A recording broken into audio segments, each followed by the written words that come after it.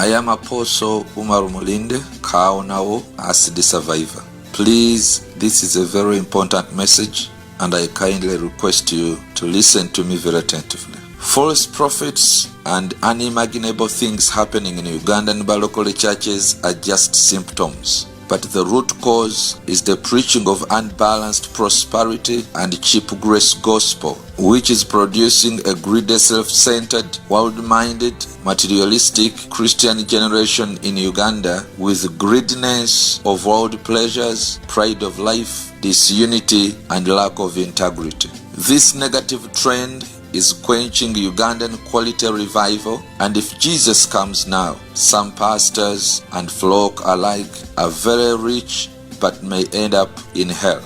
In the teachings of our Lord Jesus Christ, reported by Mark chapter 8 verse 36, we read, "For what shall it profit a man if he shall gain the whole world and lose his own soul?"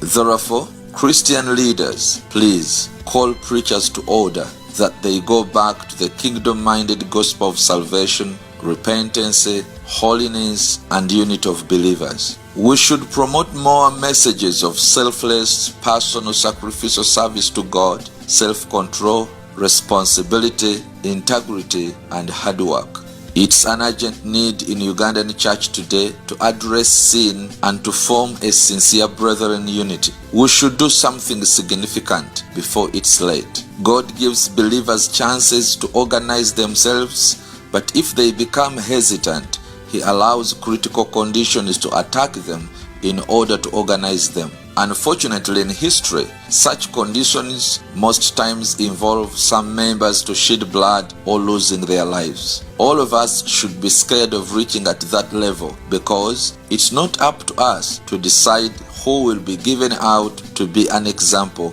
for others. Bannange tuyimukiremu enjiri ennamu ey'obulokozi obwakabaka bwa Katonda n'obumu obw'abooluganda ekomewo. Bible study, okusomesa ekigambo eky'amazima zikomewo mu makanisa, ate nammwe abakkiriza muve mu kwenjeera obwenjeezi mu makanisa. Funa ekkanisa, beera n'omusumbawo, weeweeyo okuyiga ekigambo n'okuwabulwa osobole okukula mu Mukama waffe. Ate totabulatabula kkanisa na kusala bigambo mu bujeemu n'obutayigirizibwa. Kkiriza owabulwe, okole ekituufu okyuke, ofuuke omuntu omuggya ng'ekigambo kya Katonda bwe kigamba mu Bakolinso ekyokubiri essula 5 olunyolo 17. Wagira okukulaakulana kw'ekkanisa yo eyo yennyini gy'okuŋŋaaniramu. Yagala abooluganda ng'obasabira, tosiba busungu oleme okusabira ku mpiiga, obukyayi, ebiruyi n'okuwoolera eggwanga. Abooluganda basonyiwe, baagale era kolerera obumu bw'abooluganda kubanga eggulu togenda kubeerayo wekka.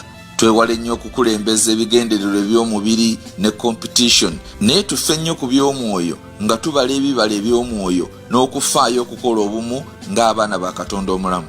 N'ekigendererwa eky'okuzimba ekkanisa ya Kristo mu nsi yonna, so seeyo ey'oku kyalo kyo ekulowoozesa nti mwe musinga abalala. Ebyo ebyani asinga, Yesu yabivumirira mu kuyigiriza kwe mu Luka essula 9 olunyolo 46.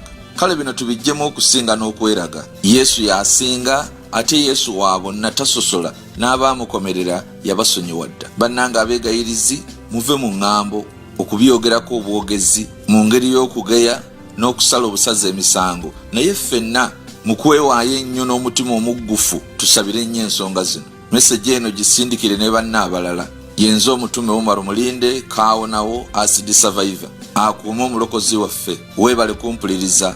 Shalom.